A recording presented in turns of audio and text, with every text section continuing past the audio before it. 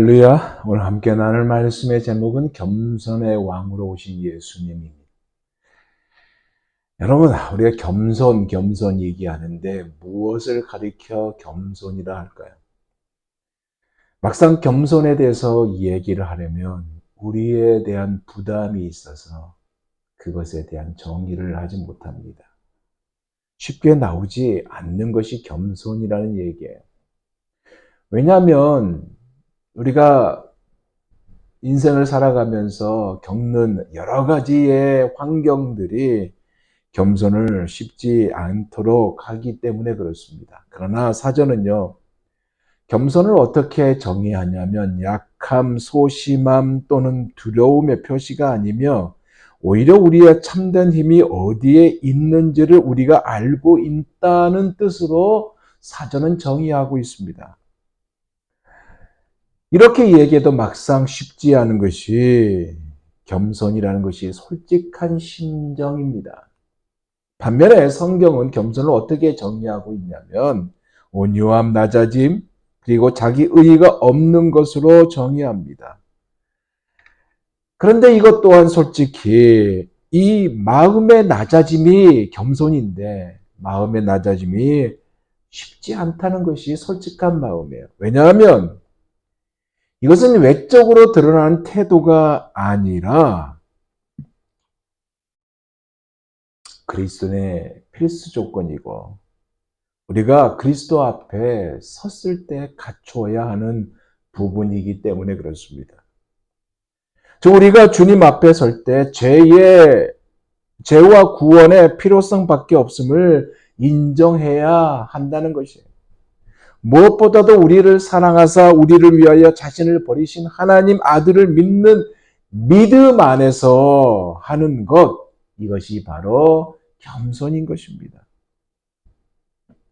가장 온유하고 겸손하신 분이 누구예요? 바로 예수님이에요. 그죠? 왜냐하면 세상을 이처럼 사랑하사 하나님의 지극하신 그 사랑의 뜻을 따라 하나님이신 당신께서 하늘의 영광을 다 내어버리시고 가난과 고난과 슬픔과 아픔과 저주와 이 죽음을 당신의 몸에 지닌 채로 이 세상에 오셨기 때문에 그렇습니다.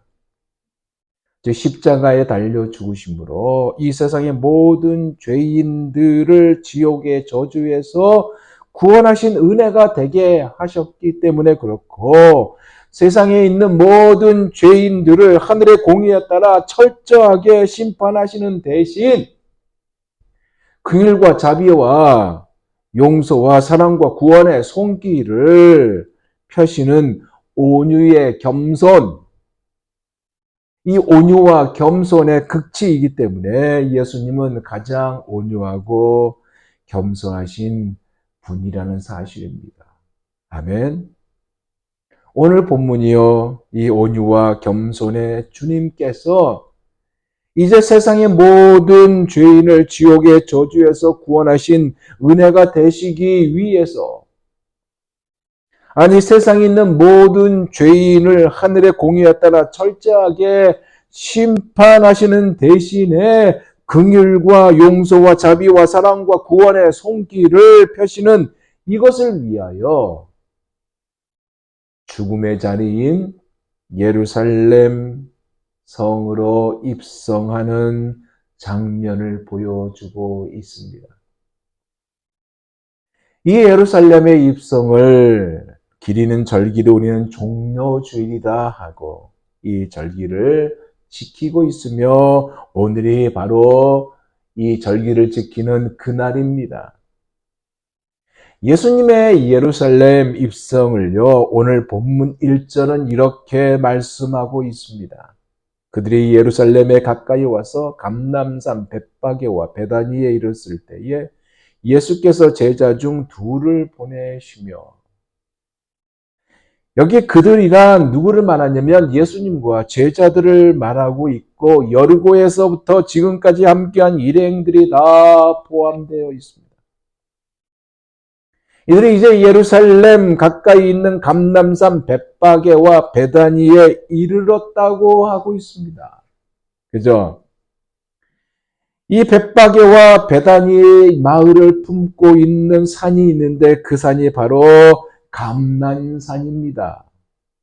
이 산은 예루살렘 동쪽에 있는 산이고요. 정상에서 내려다보면 예루살렘 성과 도시의 구조를 한눈에 다 볼 수 있는 산입니다. 그리고 이 산은 어떤 산이냐? 주님께서 잡히시기 전날 밤에 기도하러 갔던 겟세마네 동산이 있는 산이고요. 부활하신 후에 하늘로 올라가신 곳이 바로 이 산입니다.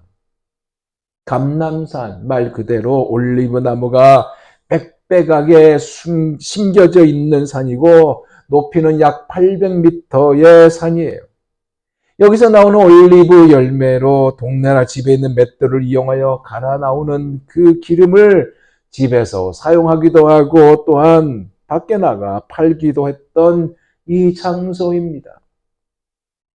이 감람산 중앙 입구에 있는 겟세마네에서요.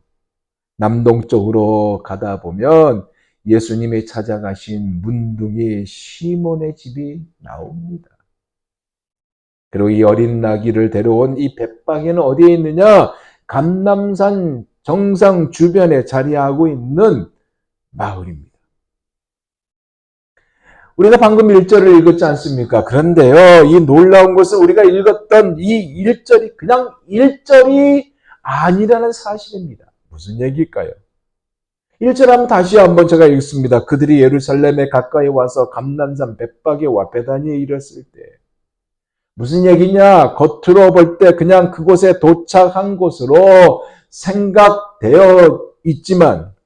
들지만 이것은 그냥이 아니라 구약에 예언된 시련이라는 거예요. 스가랴서 14장 4절에 이렇게 말씀하고 있는데 이 말씀의 시련이라는 얘기입니다. 들어보세요. 그날의 그의 발이 예루살렘 앞 곧 동편 감람산에 서실 것이요. 그러니까 이 예언대로 주님의 발이요 예루살렘 앞 동편 감람산에 서셨다는 말씀인 것입니다. 사실 이 말씀은요 메시아가 오실 것에 대한 예언의 말씀이에요.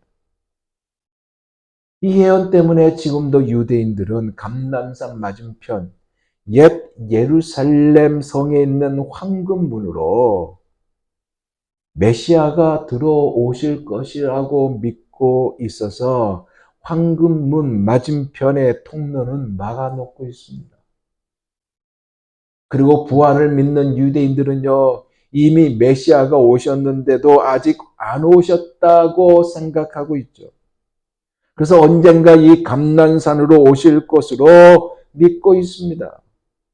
특히 부활이 제일 먼저 시작되는 이곳에 묻히려고 하다 보니까 이 감난산에 묻히는 가격이 얼마냐? 제일 좋은 것은 약 10만 불이, 무려 10만 불이 넘는 곳도 있다고 합니다. 이 예언의 시련대로 주님은 감람산 동편에 오셨고요. 이제 나귀를 타고 감람산에서 예루살렘 성으로 들어가시려고 하고 있어요. 그림이 그려지죠. 당신과 특별히 가까웠던 산에서 예루살렘에 계시는 동안에 낮에는 성전에서 가르치시고 밤에는 제자들과 쉬셨던 이곳에서 성전을 마주 대하고 앉으셨던 이곳에서 그리고 지금은 그리스도 정교회들이 승천교회나 주기도문 교회나 눈물교회 등의 이름으로 있는 이곳에서 예루살렘으로 입성하는데 먼저 이 감람산에 있는 마을 벳바게로 주님은 2명의 제자를 보내고 있네요. 그러다 아직 아무도 타지 않은 나귀 새끼를 데리고 오라고 하고 있습니다. 2절에서 3절을 볼까요? 이르시되 너희는 맞은편 마을로 가라. 그리로 들어가면 곧 아직 아무도 타보지 않은 나귀 새끼가 메어 있는 것을 보리니 풀어 끌고 오라. 만약 누가 너희에게 왜 이렇게 하느냐 묻거든 주가 쓰시겠다 하라. 그리하면 즉시 이리로 보내리라 하시니. 무슨 얘기예요? 아직 사람이 타본 적이 없는 어린 나귀를 끌고 오라고 하는 것이에요. 그리고 만일 누가 왜 남의 나귀 새끼를 가져가느냐라고 물으면 주가 쓰시겠다 하라라고 대답까지 가르쳐주고 있습니다. 정말 그들이요 주님의 말씀대로 갔어요. 그랬더니 나귀 새끼가 있었고 그것들을 끌고 옵니다. 4절에서 6절을 볼까요? 제자들이 가서 본즉 나귀 새끼가 문 앞거리에 매어 있는지라 그것을 푸니 거기 서 있는 사람 중 어떤 이들이 이르되 나귀 새끼를 풀어 무엇하려 하느냐 하며 제자들이 예수께서 이르신 대로 말한데 이에 허락하는지라. 이 어린 나귀를 타고 예수님이 예루살렘에 입성하십니다. 7절은요. 그 상황을 이렇게 말하고 있어요. 나귀 새끼를 예수께로 끌고 와서 자기들의 겉옷을 그 위에 얹어 놓음에 예수께서 타시니. 근데 여러분, 여기에 의문이 있습니다. 그 의문이 뭐냐? 그 첫째가 왕이 입성하는데 화려한 마차가 아니고 어린 나귀 새끼라는 겁니다. 왜 화려한 마차가 아니고 새끼 나귀일까요?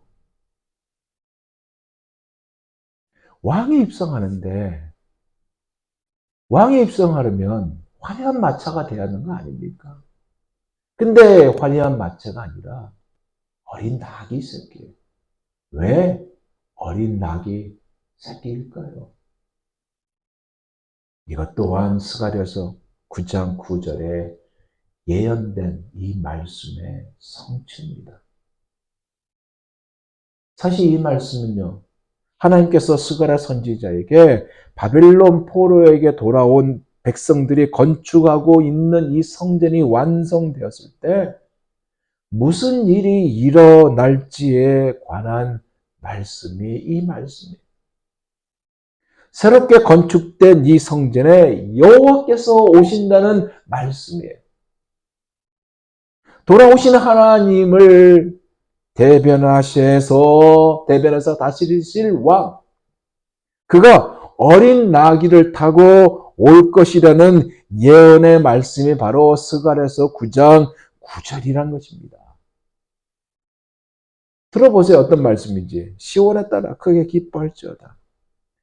예루살렘에 따라 즐거이 부를지어다. 보라, 내 왕이 내게 임하나니 그는 공의로우며 구원을 베풀며 겸손하여서 나귀를 타나니 나귀의 작은 것 곧 나귀 새끼니라. 두 번째 의문은 뭐냐? 이스라엘의 메시아요 구원자인데 외형상으로 볼 때 그에게는 무기가 전혀 없다는 것입니다. 다만 그를 따르는 제자들과 연약한 무리들과 너무나 초라한 마치 인위적인 것처럼 보일 수 있는 나귀 새끼를 탄 그의 겸손뿐이에요. 생각해 보세요. 하나님의 아들입니다. 하나님 아버지의 모든 능력이신데 그리고 하나님이신 당신께서 낮고 낮은 인간으로 오신 왕 중의 왕이에요. 구원자입니다. 근데 그분이 이렇게 무기도 없이 아주 초라한 모습으로 입성을 하셨다는 것입니다.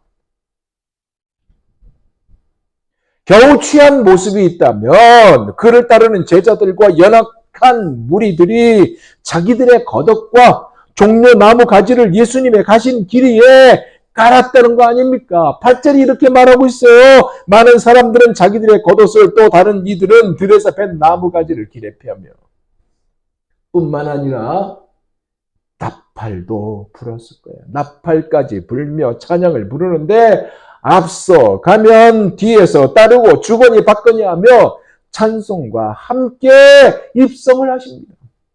9절에서 10절이에요.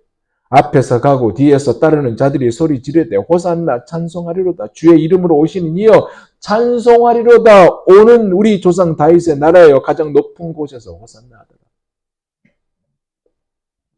그들의 외침이 뭐예요? 호산나. 주여 우리를 구원하소서. 기쁨과 환호를 자신들의 왕으로 추대하는 표출을 하고 있어요. 그리고 오늘 우리 조상의 다윗의 나라라고, 그가 이제 왔으니 다윗의 영광을 회복시켜 주실 것이고, 다윗을 통해 약속했던 그 메시아, 그 왕이 바로 예수님이라고 생각하며 기쁨과 환호를 질렀습니다. 이 모습을 지켜보는 로마 군인들이 얼마나 웃었겠어요. 코미디다라고 생각했을지도 몰라요. 그렇지만 여러분, 대접을 받기 위함이 아닌 주로 들어가심을 모른 채 외쳤다 하더라도, 왜? 찬양한 이들이 십자가를 지시려고 당신께서 이 땅에 오신 이유이기에 아마 수백 년 전부터 하나님께서 보여주신 그 뜻 가운데 이루어진 이 일이라는 사실입니다. 설사 잘못된 기대를 했다 하더라도 자기들의 겉옷을 나기 위해 얹었고 자기들의 겉옷을 길에 폈고 들에서 벤 나뭇가지를 흔들며 입성하신 주님을 향하여 호산나 우리 조상 다윗의 나라라고 찬양을 하였다는 거 아닙니까? 그리고 진작부터 따라온 이들과 또 다른 그룹들의 사람들이 함께 찬양을 했습니다. 나뭇가지를 베어서 길에 편 의도적인 행동을 했다 하더라도 중요한 건 뭐예요? 메시아가 바로 예수님이라고 생각하면서 그들이 찬양을 했다는 거 아닙니까? 근데 오늘 본문 마지막 11절에 보니까 예수님은 예루살렘 성을 둘러보시고 그냥 베다니로 가버렸다고 기록되어 있습니다. 11절을 볼까요? 예수께서 예루살렘에 이르러 성전에 들어가사 모든 것을 둘러보시고 때가 이미 저물매 12제자를 데리시고 베다니에 나가십니다. 엄청난 무리의 환영을 받고 입성을 했는데 아무런 능력도 발휘하지 않으시고 그저 조용히 둘러보시기만 하고 떠나셨다는 거 아닙니까? 입성할 때 비록 모습이 초라한 모습을 가졌어도 그동안 행하신 예수님에 대한 이야기를 그들이 들었잖아요. 예수님의 역사가 있었는데 그래서 무언가 능력을 발휘해 주실 것을 기대하였는데 아니면 새 나라가 왔다고 선포하는 정말 선포식까지 있을 줄 알았는데 그런 생각과는 거리가 먼 모습으로 가버렸다는 것이고 그 어떤 기적도 그 어떤 능력도 행하지 않으시고 가버리셨다는 거 아니에요? 이것이 주는 것이 무엇일까? 라는 생각을 한번 해봤습니다. 그러면서 내린 생각이 뭐냐? 이 모습의 제자들과 그리고 함께 했던 사람들이 가진 마음이 어떤 마음이었을까라는 생각을 가져봤습니다.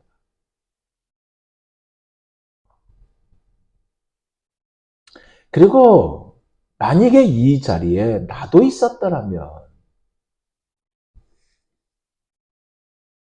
제자들과 그들이 가지고 있는 생각과 별반 차이가 없었을 것이다 라는 생각도 가져봤습니다.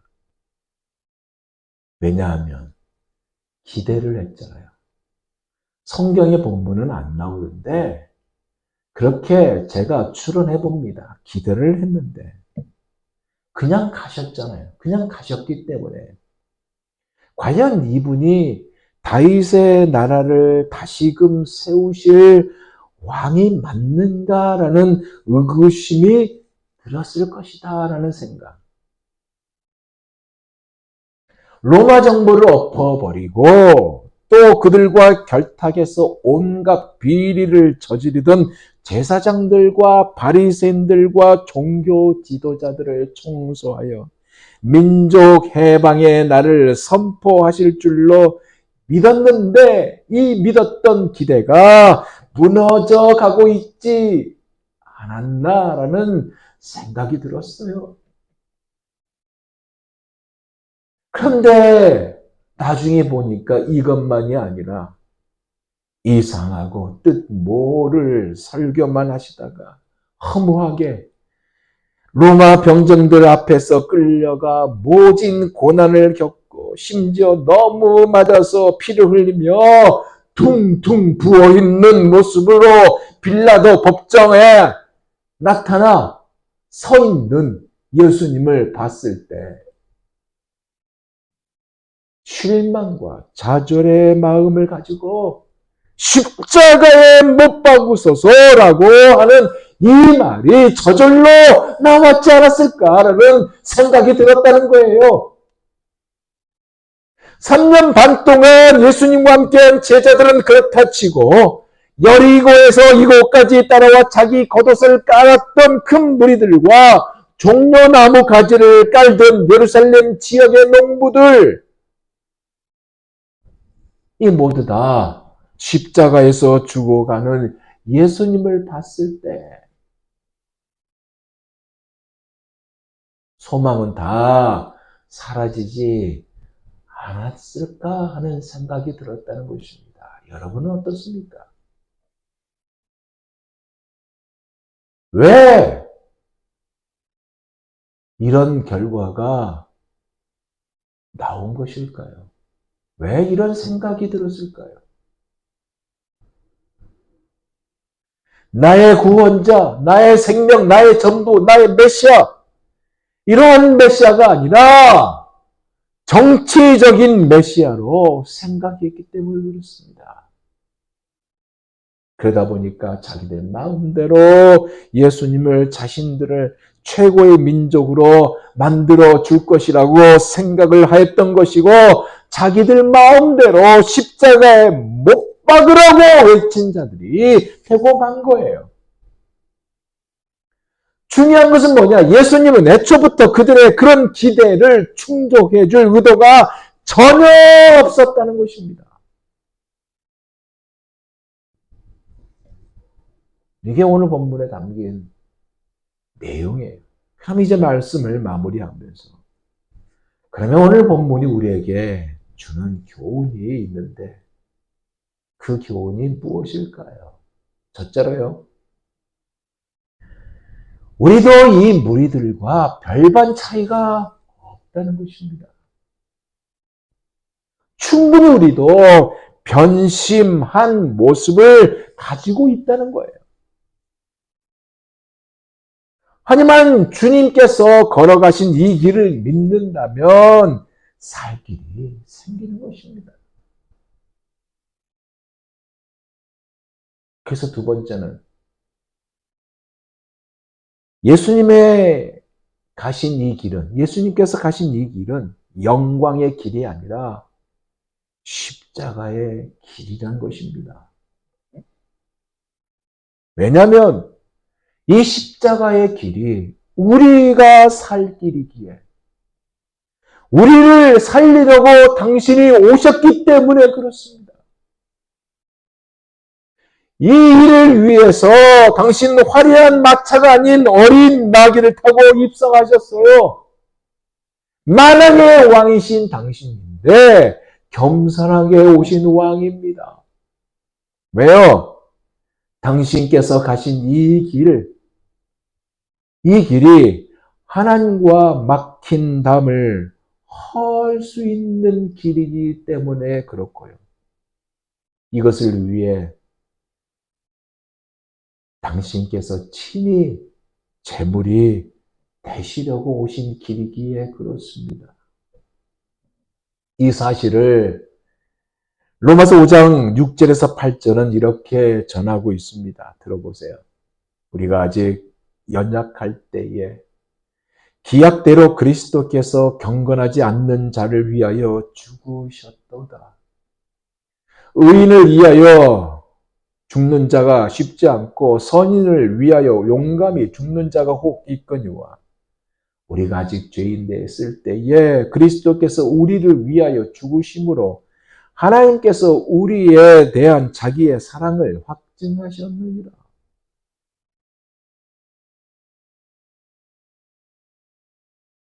우리가 예수님을 정치적인 메시아로 생각한다면 어깨에 메인 우리에게 매여 있는 십자가의 무게가요 조금이라도 무겁다고 느껴지면 기겁하고 도망을 갈 것이고 심지어 불평하고 항의하며 몰아붙일 것이고 어쩌면 우리도 십자가에 못 박으소서라고 그렇게 표출할 것입니다.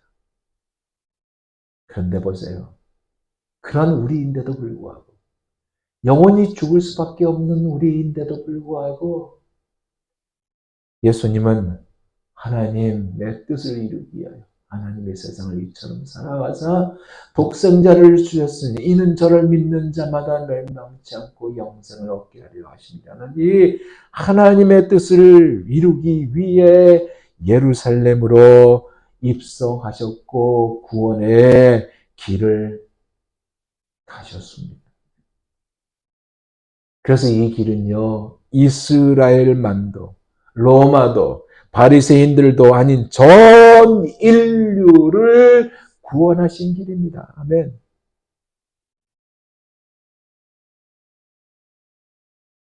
예루살렘으로 입성하신 주님이 만약에 오늘 여러분에게, 우리에게 이렇게 물으신다면 여러분은 어떻게 답하시겠어요?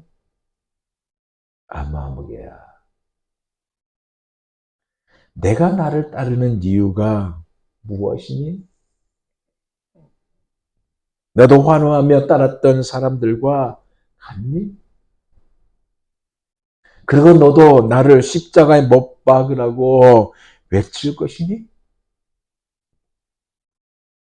내가 누구인지, 하나님의 뜻이 무엇인지 알지도 못하고 심지어 알기를 원하지도 않은 채 욕심과 야망을 따라 살아가겠니?